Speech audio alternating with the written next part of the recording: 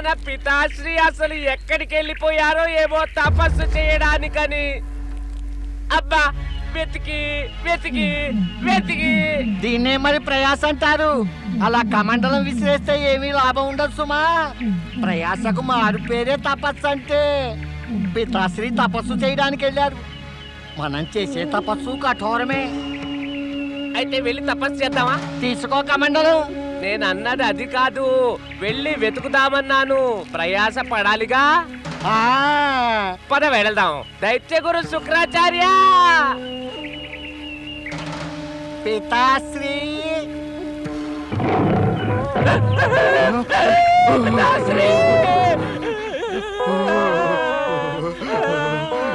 ఇది పితాశ్రీ కాదు, పితాశ్రీకే ఇది పితాశ్రీ. మొత్తం అడవికంతా పితాశ్రీ ఇది ఏదో సింహగర్జనే.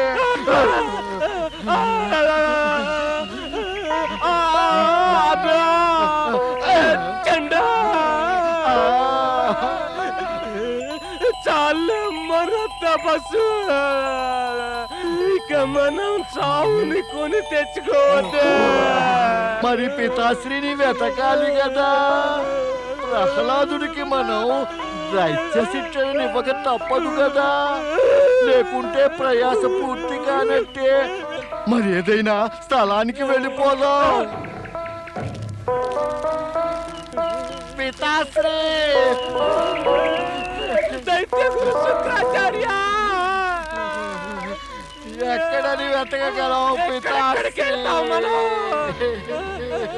బుద్ధిహీనులారా, మూర్ఖులారా, మీరు మా మంత్రసిద్ధి సాధించినదంతా విఫలం చేసేశారు. ఇక్కడికి రావలసిన అవసరమేమొచ్చింది? నేను మీరు చేసిన అపరాధాన్ని క్షమించనేలేను. మీకెలాంటి శిక్ష విధిస్తానంటే అది జీవితమంతా గుర్తుంటుంది. పితాశ్రీ, ఇప్పుడు గనక మేమిక్కడికి రాకపోయి ఉంటే తమరు తప్పక మాపై ఆగ్రహించేవారే. ఎందుకు? ఎందుకంటే మీరు ప్రహ్లాదుడికి చదువు నేర్పే బాధ్యత మాకు అప్పగించారుగా. ఆ పని మాత్రం మా వల్ల కావటం లేదు. అతడే మాకు చదువు చెప్పేట్టున్నాడు. అతడి మనసులో దైత్యులంటే ఏమాత్రం గౌరవమే లేదు. మహావిష్ణువును, ఆ విష్ణు భక్తిని కొనియాడుతాడు. ఏవేవో విచిత్రంగా మాట్లాడతాడు. వాటిని అర్థం చేసుకోవటం మా వల్ల కాదు పితాశ్రీ. దైత్య శత్రువు నారదుడు తన్ని భ్రమింపచేశాడు. మాకు తెలిసిపోయింది. ఆ నారదుడే కయాధును ఇంద్రుడి బారి నుండి కాపాడి ఆమెకు తన ఆశ్రమంలో ఆశ్రయమిచ్చాడు. అతడే విష్ణు భక్తిని కొనియాడుతూ గర్భస్థ శిశువు ప్రహ్లాదుడికి ఆ భక్తిని నూరిపోశాడు. ఇప్పుడేమవుతుంది పితాశ్రీ? ఆ తప్పుడు సంప్రదాయం నుంచి ప్రహ్లాదుణ్ణి విముక్తుని చెయ్యాలంటే మనమెన్నో ప్రయత్నాలు చెయ్యాలి. అయితే తమరిక మాతో పాటుగా ఆశ్రమానికి రండి. అవును పితాశ్రీ, తమరు మా వెంట ఆశ్రమానికి రండి. తమరు వస్తే గాని పరిస్థితి కుదుటపడదు. ఎలా రాను? మరిక్కడ ఉండి ఏం చెయ్యను? మంత్రసిద్ధినిచ్చే తపస్సును విఫలం చేసి మీరు అనర్థం తెచ్చారు. నాకు అనుమానమే, మన దైత్యులకి ఆపద కలుగుతుందో ఏమో. పదండి. త్వరగా త్వరగా రండి పితాశ్రీ.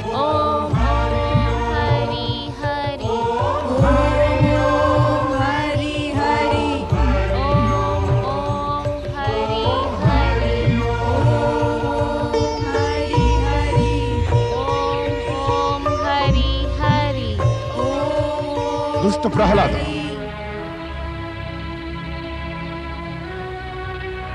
దైత్య కులంలో జన్మించి నీవిలా దేవతలను పొగుడుతున్నావే, దైత్య బాలులకు లేనిపోనివి నేర్పుతావా? నిన్నిక్కడికి దైత్యకుల శిక్షణకై మేము తీసుకొచ్చాము గనక నీవది నేర్చుకోవలసిందే. పద. బాలప్రహ్లాదుని సాత్విక చింతన, పవిత్ర భావాలు, అతడి విష్ణుభక్తి చూసి దైత్య గురువు శుక్రాచార్యుడు అసంతుష్టుడు, క్రోధితుడు అవుతాడు. ఆయన ప్రహ్లాదుణ్ణి విష్ణుభక్తి నుంచి విముఖుణ్ణి చేసి దైత్య సంస్కృతి వల్ల ప్రభావితుడై దైత్య ప్రవృత్తిని అవలంబింపజేసే చదువు నేర్పుదామనుకుంటాడు. అలా దైత్య గురువు శుక్రాచార్యుని వల్లనే ప్రేరణను ప్రోత్సాహాన్ని పొందిన హిరణ్యకశిపుడు నిర్దోషులైన వారిని ఋషిగణాలను బాధించి భయపెట్టి దురాగతాలు చేసి విజయఘోషల మధ్య తన సేనతో పాటు మళ్ళీ తన మహలులో ప్రవేశిస్తాడు. దైత్యరాజు హిరణ్యకశిపునికి మహాసూరుడు మహాబలి, దైత్యరాజు హిరణ్యకశిపునికి మహాసూరుడు మహాబలి, దైత్యరాజు హిరణ్యకశిపునికి. ప్రణామం మాత. ఆయుష్మాన్ భవ. దైత్యకుల వీర సైనికులారా, మీరు విజయులే తిరిగి వచ్చారు. అందుకు మీకు నా అభినందనలు. దైత్యరాజు హిరణ్యకశిపుడు దేవతలను దాసులుగా చేసుకున్నాడు. అందుకు నేను అతన్ని కూడా అభినందిస్తున్నాను.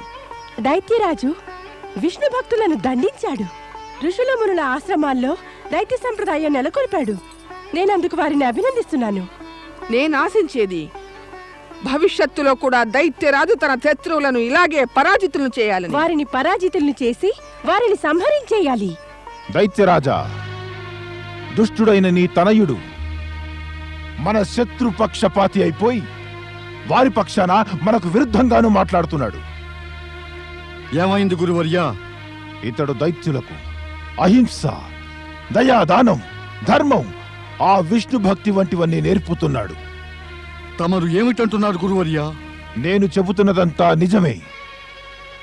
అంతేకాదు,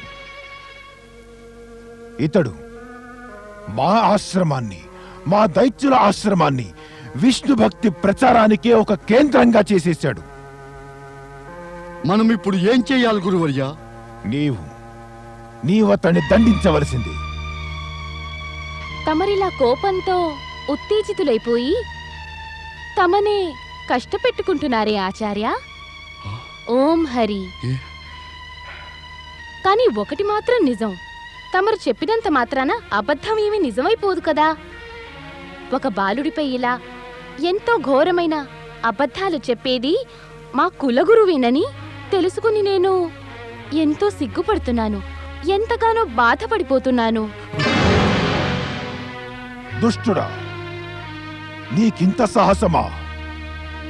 ఇక నిన్ను తప్పక దండించవలసిందే. కాస్త ఆగండి దైత్య గురు. నేను ప్రహ్లాదుణ్ణి కొన్ని ప్రశ్నలు అడుగుతాను. మన దైత్య గురువు అబద్ధం చెప్పారా? నీవు దైత్య గురువు ఆశ్రమంలో మన శత్రువైన విష్ణువు భక్తిని ప్రచారం చేయలేదా? ఉపదేశాలు చేయలేదా? దయతో వారి పట్ల శత్రుభావనను త్యజించండి పితాశ్రీ. దానివల్ల ఏమవుతుంది ప్రహ్లాద? నువ్వు చెప్పదలిచిందేమిటి? నేను దైత్యుల మదిలోని శత్రుభావన తొలగించి వారిని అందరికీ మిత్రుల్ని చేస్తాను పితాశ్రీ. ఆ మైత్రీభావం గనక మనసులో నాటుకోవాలంటే ఆ మహావిష్ణువే హృదయంలో నెలకొని ఉండాలి. మహావిష్ణువును మన శత్రువుని భావిస్తూ దైత్య గురువు సమస్త దైత్య జాతికి కూడా వినాశం కలిగించ చూస్తున్నారు పితాశ్రీ. ఓం హరి. కులద్రోహి, ఇక నిన్ను ప్రాణాలతో వదిలేది లేదు. ప్రహ్లాదుని ప్రభుభక్తి పూరిత వచనాలు విని క్రోధితుడైన హిరణ్యకశిపుడు ప్రహ్లాదుణ్ణి దండించటమే కాక ప్రభుభక్తిలో నిమగ్నులై ఉండే ఋషులు మునుల జీవితాలను అస్తవ్యస్తం చేయటానికి మళ్లీ వారిపై ఆక్రమణ చేయమని తన సేనాపతి దుందుభి నినాదుణ్ణి ఆజ్ఞాపిస్తాడు. తన ప్రభువాజ్ఞ ప్రకారం దుందుభి నినాదుడు నిర్దోషులైన ఋషుల యజ్ఞాన్ని నాశనం చేస్తాడు. వారి ఆశ్రమాలను తగలబెడతాడు. బాధితులైన ఋషులంతా త్రాహిమాం త్రాహిమామని ఆక్రోశిస్తారు. పరమేశ్వరుని శరణు కోరడం తప్ప అన్యథా వారికి ఏ మార్గమూ గోచరించలేదు.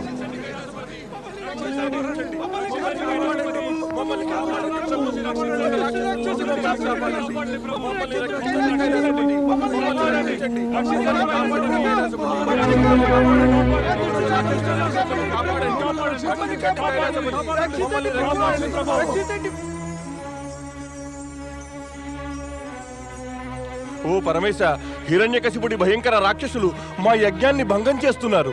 అంతేకాదు ప్రభు, మాపై దౌర్జన్యాలు చేస్తున్నారు. వారికి ఇష్టం లేదు యజ్ఞం వంటి శుభకార్యాలు జరగడం. మమ్ము రక్షించండి దేవేశ్వర. రాక్షసులు మా ఆశ్రమాలు నాశనం చేస్తున్నారు ప్రభు. నిర్దోషులైనటువంటి వారి ప్రాణాలు కూడా తీస్తున్నారు ఈ రాక్షసులు. ప్రభు, ఆపండి ఈ అనర్థాన్ని. తమరు శరణాగతుల్ని ఉద్ధరించి దీనులను తరింపజేయగలరు. తమ భక్తులపైనే ఇలా అసురులు అత్యాచారాలు చేస్తే ఇంకా వారినెవరు కాపాడగలరు? అసురుల వల్ల కలిగిన ఈ కష్టాలను అంతమొందించండి స్వామి. ఋషులారా, మీ బాధలు విని మేము బాధపడ్డాం. సమస్య ఏమిటంటే ఈ రాక్షసుల శక్తి చర్మస్థాయిని అందుకునేదాకా దాన్ని అంతమొందించడం సంభవం కాదు. దీని తర్వాత మీకు మేమొక ఉపాయం చెబుతాం. దానితో వారి అత్యాచారాలు అంతమవుతాయి. ఇక మీరంతా నిశ్చింతగా మీ ఆశ్రమాలకు వెళ్ళండి. మునుపటిలాగే ధర్మ మార్గాన్ని అనుసరించండి. భక్తవత్సలుడు పరమేశ్వరునికి జై! భక్తవత్సలుడు పరమేశ్వరునికి జై! భక్తవత్సలుడు పరమేశ్వరునికి జై!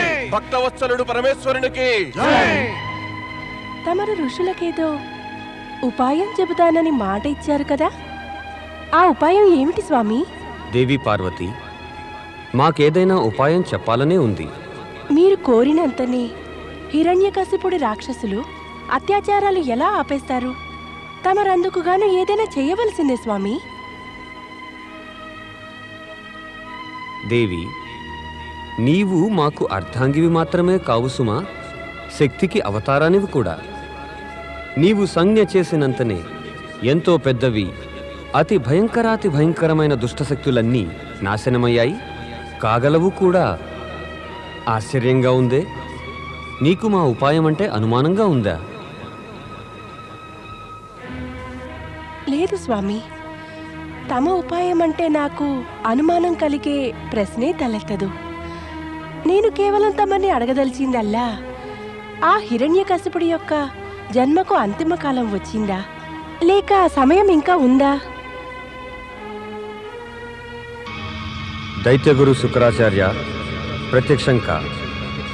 వెంటనే ప్రత్యక్షం కా శుక్రాచార్య. ఓం ధూర్జటేశ్వరాయ హవ్యవాహనాయ దైత్యగురు శుక్రాచార్య ప్రత్యక్షం కా.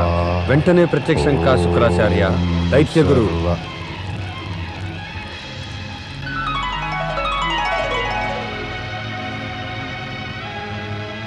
నేను వచ్చేశాను పరమేశ. నన్నెందుకు పిలిపించారు? ఏమి తమ ఆజ్ఞ నాకు? శుక్రాచార్య, నీవు మాకు భక్తుడవేనా? ఈ నిజం జగమంతటికి తెలిసినదే పరమేశ. నీవు ఆరాధన కావించి మా నుంచి మృత సంజీవిని విద్యను ఇతర అనేక సిద్ధులను పొందినవాడవు. అది కూడా నిజమే. అది శోచనీయము, లజ్జాకరము కూడా. నీవి శక్తులను, విద్యలను, సిద్ధులను పొందడానికి కారణం నీ యొక్క దైత్య శిష్యులను శక్తివంతుల్ని చేసి వారి చేత నిర్దోషులైన ఋషులపై అత్యాచారాలు చేయిద్దామనా? వారి యజ్ఞకార్యాలకు అడ్డుపడదామనా? వారిని పీడించాలనా? కాదు మహిష, కాదు. ఇదంతా జరగడానికి నా అనుమతి, ప్రోత్సాహం నేనివ్వలేదు.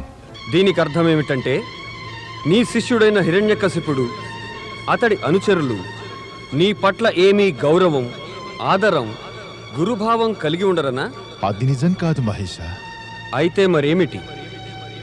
వారి దౌర్జన్యము, వారి దుశ్చర్యలకు నీ సహాయమేమీ లేదంటావా? వారు నిన్ను గౌరవిస్తారంటావు.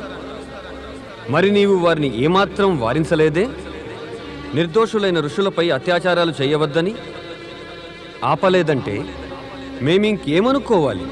నీవే హిరణ్యకశిపుణ్ణి, అసురులను ఋషులపైన అత్యాచారాలు చేయమని ఉత్తేజాన్ని, ప్రోత్సాహాన్ని ఇచ్చావనా? లేదు కైలాసపతి, లేదు. అలా అనుకోవడానికి కారణమేమీ లేదు. అది నిజం కూడా కాదు. అయితే మరి నిజమేమిటో నీవు మాకు చెప్పు. కేవలం ఇంతే మహేష. నేను దైత్యరాజుకు దైత్య శత్రువుల గురించి హెచ్చరికగా ఉండమని సూచించాను. దైత్య గురువుగా అది నా కర్తవ్యం కూడాను. కాస్త చెప్పండి దైత్యగురు శుక్రాచార్య. దైత్య శత్రువులు ఎవరని భావిస్తున్నారు? దైత్య శత్రువులంటే వారు దేవి, ప్రస్తుతం దైత్య శత్రువులు ఎవరో నిర్వచించడం వల్ల ఏమీ లాభం ఉండదు. మనం గనక దైత్యుల దుశ్చర్యలను వారిస్తే మనను కూడా దైత్య శత్రువులనే అనగలరు సుమా. అదెలా జరుగుతుంది దేవేశ్వర? సంపూర్ణ దైత్య జాతి తమను ఆరాధిస్తుంది. వారు తమను శత్రువులని ఎలా అనగలరు? నేడు మీరు మమ్మల్ని ఆరాధిస్తారు, కానీ కాలంతో పాటు పరిస్థితి మారిపోగలదు. అభిప్రాయ భేదాలు కలిగిన వారి దురాగతాలకు మేము ఎదురు చెప్పినా కూడా నిజం త్వరలోనే మారిపోగలదు శుక్రాచార్య. మరొకటి కూడా జరగవచ్చు. ఈ దైత్యుల ఒత్తిడికి లొంగి తమకు వారిని సమర్థించి మమ్మల్ని విరోధించడం తప్పనిసరి కావచ్చు. మమ్మే దైత్య శత్రువులు అనుకోవచ్చు. ఒకసారి ఆ జలంధరుని విషయంలో జరిగిందిగా. సమాధానం ఇవ్వలేవా శుక్రాచార్య? ఇప్పుడు నీకొక ఆదేశం ఇస్తున్నాం, జాగ్రత్తగా విను. అలాగే మహాదేవ.